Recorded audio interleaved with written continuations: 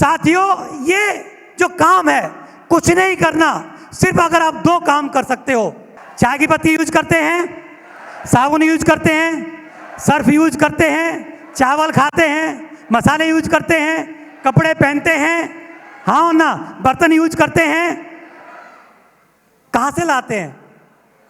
किसी 100 दुकान से हम खरीदते हैं, हाँ ना, खरीदते आए हैं, खरीद रहे हैं और खरीदते रहेंगे कि नहीं रहेंगे? लेकिन क्या वो दुकान वाला दूसरी, तीसरी, चौथी, पांचवी, आठवीं, 10वीं बार जाओगे तो क्या कोई सामान फ्री में देता है क्या? आपको कुछ बेनिफिट देता है क्या? ये मान सम्मान देता है क्या? रिकॉग्निशन देता है क्या? लोग कंधों पर उठाते हैं क्या? करोड़पति बनाता है क्या? नहीं, सिर्फ दुकान चेंज भर करने से आप अपनी जिंदगी बदल सकते हैं। जो सामान आप 100 जगह से खरीद रहे हैं, वो वहां से ना खरीद करके अगर आप सेफ शॉप से खरीदते हैं तो सबसे पहला फायदा क्या होगा? सबसे पहला फायदा तो ये होगा कि आपको एमआरपी से सस्ता मिलेगा। क्या होगा? एमआरपी से सस्ता मिलेगा। और जब जब खरीदोगे तब तब आपको एमआरपी से सस्ता मिलेगा, पहली बात। दूसरी बात, आपके कहने से आपका पड़ोसी, आपका रिश्तेदार, आपका घर का सदस्य, आपका दोस्त, कोई अनजान पर्सन आपके कहने से खरीदेगा तो उसको भी एमआरपी से सस्ता मिलेगा और आपको उसके बदले में कमीशन मिलेगा। और वो कमीशन हजारों से शुरू होकर के जब जब जैसे आपकी टीम बढ़ती जाएगी वो कमीशन आपका लाखों रुपए में कन्वर्ट हो जाता है। तो कितने लोग लेना चाहेंगे? लेना चाहते हैं? इन लोगों ने और मैंने भी कुछ खास नहीं किया, सिर्फ 2-3 काम किए। सबसे पहले इस कॉन्सेप्ट को मैंने देखा, देखने के बाद इसके लिए क्या बोला? हाँ बोला, एक प्रोडक्ट परचेज किया। दूसरी बात, प्रोडक्ट के बारे में दूसरे लोगों को बोल करके बताया। तीसरा काम क्या किया? मैं लगातार इस बिजनेस को सीखता रहा। क्या आप सीख सकते हैं? नहीं सीख सकते हैं? क्योंकि दुनिया का कोई भी काम, चाहे वो खेती का हो, चाहे वो किसानी का हो, चाहे वो मछली पालन हो, चाहे वो बकरी पालन हो, चाहे वो मुर्गी पालन हो, चाहे कोई नौकरी हो, चाहे हम हेयर कटिंग का सैलून खोलें, कोई भी XYZ, ब्यूटी पार्लर खोल लें, कोई फैक्ट्री लगा लें, कोई कंपनी लगा लें, कुछ भी कर लें, या फौज की नौकरी हो, चाहे आपकी पुलिस की नौकरी हो, क्या बिना सीखे पॉसिबल है? क्या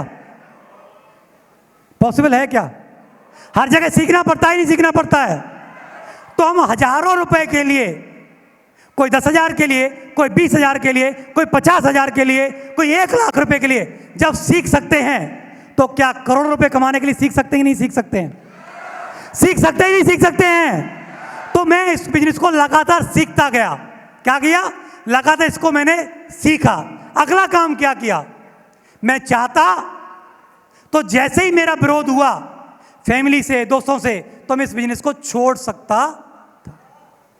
आप मेरे को बता दो, मैं आज इस बिजनेस को 1 साल करके, 2 साल करके, 4 साल करके अगर छोड़ देता तो क्या मेरे जीवन में कुछ भी अचीवमेंट आते? क्या मैं 4-4 कार ले पाता? क्या करोड़ों के घर में रह पाता? क्या 18 बार विदेश यात्रा कर पाता? क्या नहीं कर पाता ना। एक काम और क्या किया? कितने भी लोगों ने ना किया चाहे हाँ किया, कितना भी विरोध आया, मैं लगातार चलता रहा, लगातार चलता रहा। क्या आप लगातार चल सकते हैं? लगातार चल सकते हैं? एक ही जिद थी, एक ही जिद थी। मैं वो दिन कभी भूल नहीं सकता जो दिन आज आपके सामने है। 24 अक्टूबर 2004 का दिन था। 24 अक्टूबर 2004 का दिन था।